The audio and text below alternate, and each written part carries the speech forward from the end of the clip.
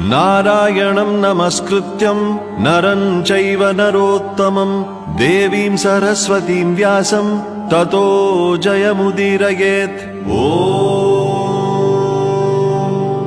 अथ सकल सौभाग्यदायक श्री विष्णु सहस्रनाम स्तोत्रम्। शुक्लांबरधरं विष्णुं शशिवर्णं चतुर्भुजं प्रसन्नवदनं ध्यायेत् सर्वविघ्नोपशान्तये। यस्य द्विरदवक्त्राद्यः पारिषद्यः परशतं विघ्नं निघ्नन्ति सततं विश्वक्सेनं तमाश्रये। व्यासं वसिष्ठनप्तारं शक्तेः पौत्रमकल्मषं पराशरात्मजं वन्दे शुकतातं तपोनिधिं।